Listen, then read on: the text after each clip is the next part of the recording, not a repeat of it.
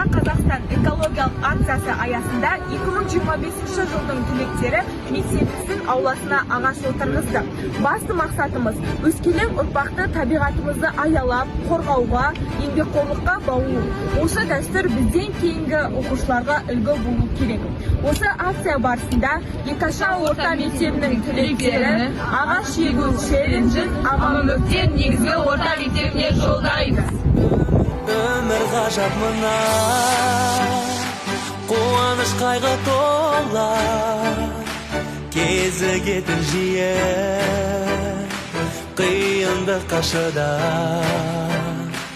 асулар көп алда, өз жолыңды таңда, жігерлі бол жайна, жастық жалын барда.